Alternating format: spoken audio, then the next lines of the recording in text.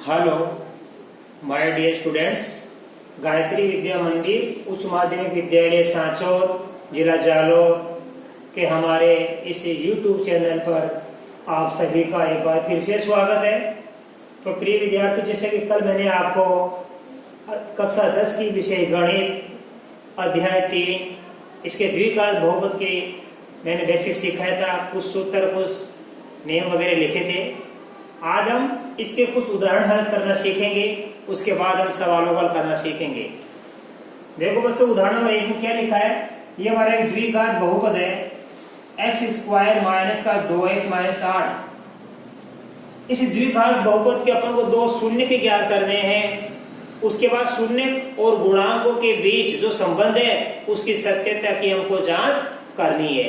तो शून्य देखो पहले कैसे ज्ञात करेंगे।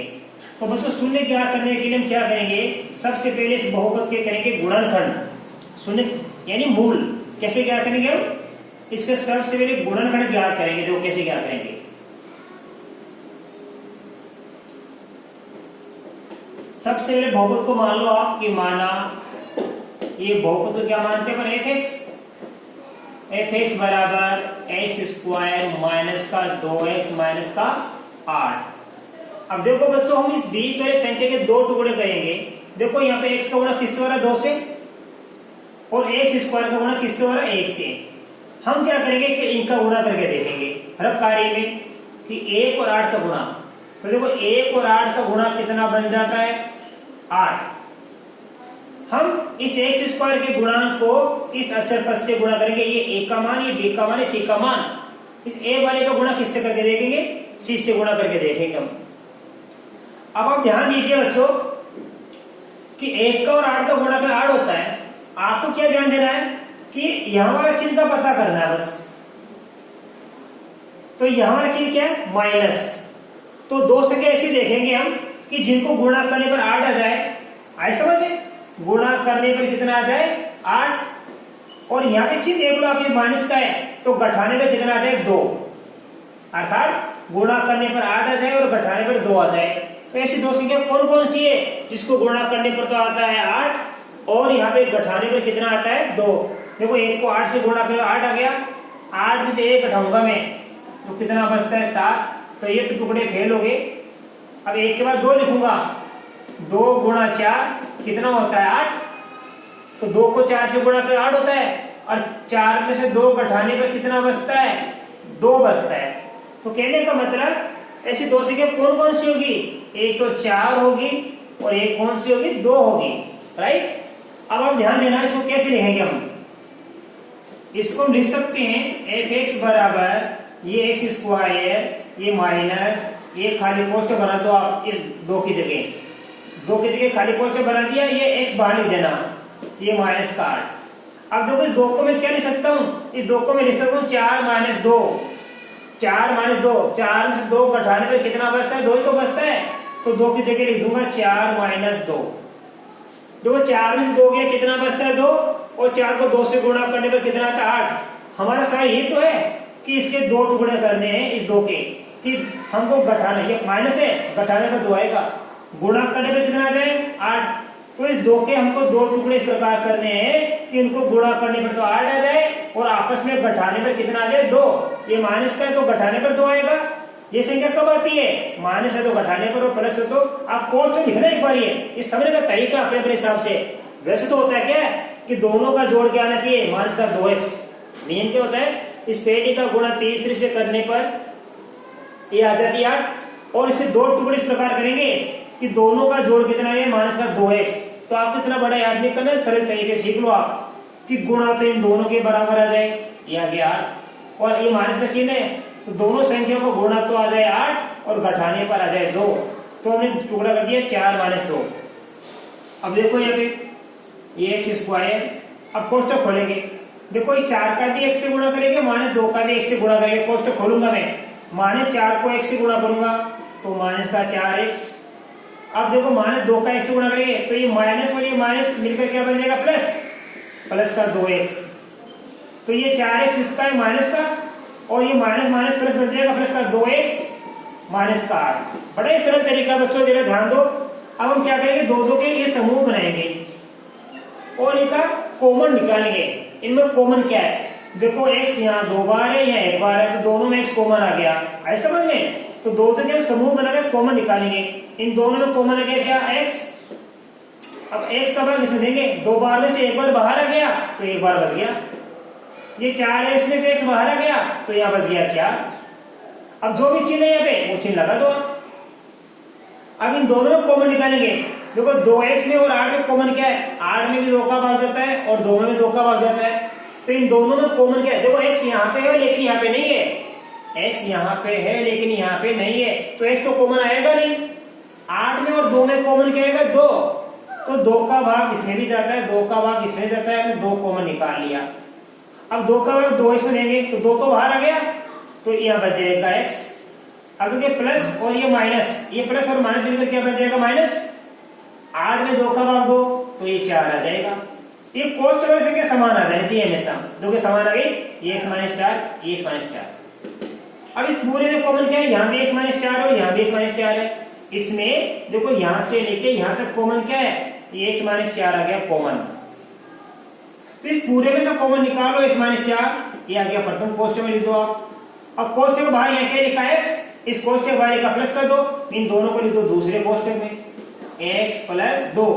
तो इसका मतलब ये हुआ कि हमने सबसे पहले इसका क्या ज्ञात कर लिया, इस द्विघात बहुपद का हमने 2 गुणनखंड ज्ञात कर लिए।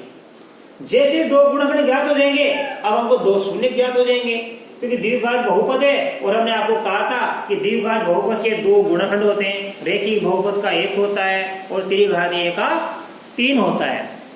तो ये हमको क्या प्राप्त किया, 2 गुणनखंड। अब देखो शून्य ज्ञात करने के लिए इस f के मान क्या रखेंगे, शून्य। हमें इस बहुपद का शून्य की ज्ञात करना। अभी तो हमने क्या किया, इसे गुणनखंड किए हैं, इन्हीं गुणनखंडों से हम 2 शून्य की ज्ञात करेंगे। देखो कैसे, आप लिख दो यहाँ पे f(x) का मान शून्य लेने पर x माइनस 4 x प्लस 2 बराबर क्या हो जाएगा, 0। हमेशा f(x) का मान शून्य रख देना। अब देखो एक कोष्ठक ये रहा, एक कोष्ठक ये रहा, दोनों को निकाल लो। नंबर 1 x माइनस 4 बराबर 0, दूसरा ये लिख दो आप x प्लस 2 बराबर भी 0। इनको हमने अलग अलग कर दिया, ऐसे अलग अलग कर दिया करो। अब देखो x, ये माइनस 4 उधर जाएगा तो प्लस का बन जाएगा, ये x का x प्लस का 2 उधर जाएगा तो माइनस का 2 बन गया। तो हमारे 2 शून्य कौन कौन से प्राप्त हो गए, एक तो x बराबर 4 प्राप्त हो गया और x बराबर माइनस का 2, यानी ये 2 उत्तर प्राप्त हो गए। अब मान लो कि ये अल्फा का मान है और ये बीटा का मान, के 2 शून्य क्या मानते हम, अल्फा और बीटा मानते। तो शून्य का आपको क्या करना गया, सबसे पहले हमने गुणनखंड कर लिए। गुणन करने के बाद में इस कोष्ठक से रख लिया पहला शून्य, इस कोष्ठक को रख लिया दूसरा शून्य, हमको प्राप्त हो गया, ये 2 शून्य प्राप्त हो गए। अब हम क्या करेंगे, शून्य को गुणांकों के बीच संबंध की सत्यता की जांच। शून्य को एवं गुणांकों के बीच संबंध की सत्यता की जांच करेंगे। देखो कैसे करेंगे, ध्यान देना। हमारे सवाल में देखो x² का गुणा कितना है, 1, x का गुणक -2 और यहाँ पे कितना है, अचर पद -8। तो देखो कैसे करेंगे जांच। हमारे सवाल में a का मान 1 है, b का मान -2 है और c का मान कितना है, -8। a बराबर 1, b बराबर 2, ये 1 का मान 1, b का मान -2 और ये c का मान -8। अब कैसे ज्यादा करेंगे, 2 तरीके से करेंगे। नंबर 1, सबसे लिखेंगे देखो शून्यकों का योगफल। शून्यकों का योग बराबर क्या होता है, ये होता है, सूत्र होता है, मैंने लिखा था -b/a। शून्यकों का योग किसके बराबर हो जाना चाहिए, -b/a। या आप ऐसे लिख लिया करो, -b क्या होता है, देखो b, ये b क्या होता है, ये ध्यान देना, ये a, ये b, ये c, आए समझ में। तो जो x का गुणांक होता है वो b कहलाता है। तो आप ये देना x का गुणांक, नीचे लिख देना आप x² का गुणांक। इससे अपन जांच करेंगे। देखो शून्यकों का योग, शून्य कौन कौन से हमारे पास, ये रहा देखो, एक तो 4, ये शून्य दोनों, ये उत्तर ये शून्य है, एक तो 4, दूसरा क्या माइनस का 2। हम दोनों शून्य को क्या कर दिया, जोड़ दिया, 4 को और माइनस 2 को। कितने देखो, ये माइनस का माइनस, ये माइनस का माइनस आ गया सूत्र से। अब क्या लिखेंगे, x का गुणांक, तो देखो यानी b का मान, ये x का गुणांक कितना माइनस 2, देखो ये माइनस का माइनस 2 आ गया। अब b, यहाँ पे देखो हमारे पास b का मान कितना माइनस 2 है, तो कोष्ठक के अंदर रखो माइनस का 2, फिर a का मान हमारे पास में है 1, हल कर लो, ये 4 का 4 प्लस माइनस माइनस का 2, ये माइनस माइनस प्लस का 2, और 2 में 1 का बाद 2 आता है, तो देखो 4 में 2 गया तो 2, 2 बराबर 2, ये सत्य की जांच हो गई। शून्य का योगफल हमारे पास माइनस b बटा 1 के बराबर उत्तर आ गया, दोनों तरफ उत्तर बराबर आ गया, शून्य का योग इस माइनस b बटा 1 के बराबर आ गया। तो एक जांच तो करेंगे हम योगफल से, दूसरी जांच कैसे करेंगे, गुणनफल से। तो देखो शून्यकों का गुणनफल बराबर होता है c बटा a, अर्थात अचरपद बटा x स्क्वायर का गुणांक, मैंने आपको लिखाया था। तो शून्यकों का गुणनफल, शून्य कौन कौन से हमारे पास है, देखो 4 इंटू माइनस का 2 और c का मान कितना -8 और a का मान 1, हल कर लीजिए, 4 को -2 से करेंगे तो -8 और -8 में 1 का भाग देंगे तो -8, तो ये भी सत्यता की जांच होगी।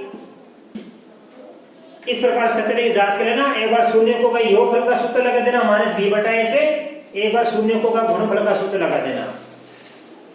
उतार लीजिए आप, इसका स्क्रीनशॉट लीजिए, इसके बाद मैं आपको अगला सवाल सिखाऊं।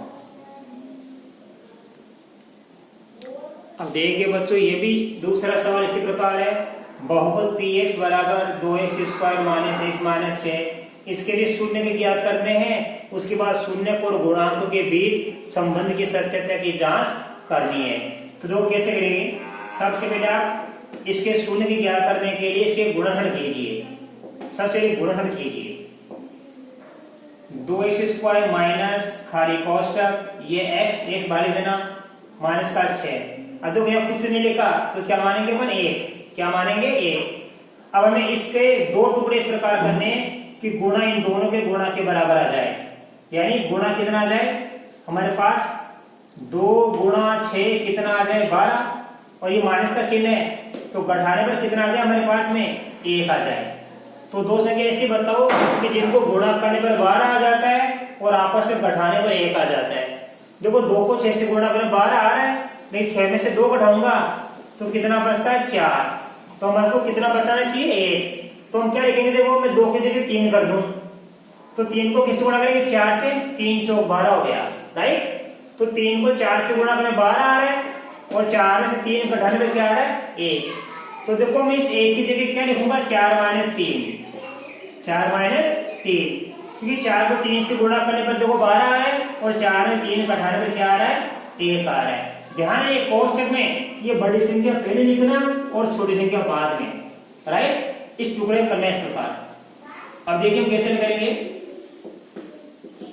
ये 2x स्क्वायर कोष्ठक खोल देंगे, ये 4x है किसका माइनस का, इन दोनों को ना x से करूंगा, ये 4x बन जाएगा माइनस का, देखो माइनस यहाँ पे माइनस का 4x माइनस माइनस बन जाएगा प्लस, प्लस का 3x, तो इन दोनों को मैंने x से गुणा कर लिया, ये 4x 3x, तो ये तो आ जाएगा माइनस का 4x और माइनस माइनस प्लस का बन जाएगा 3x, गुणा कर दिया अपन ने, ये माइनस का 6।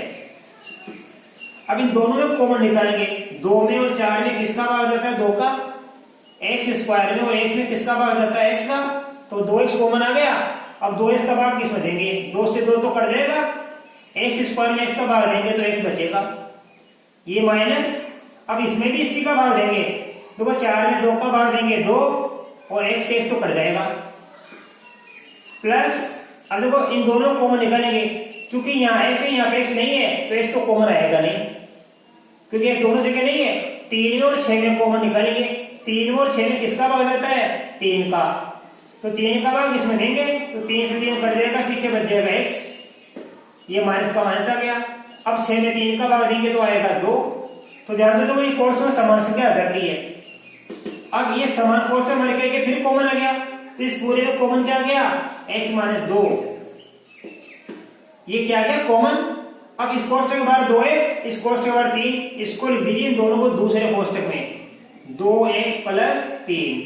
तो ये हमको दो गुणनखंड प्राप्त हो गए। अब दो गुणनखंड प्राप्त होने के बाद हम क्या लेंगे, इसके शून्य के ज्ञात करेंगे।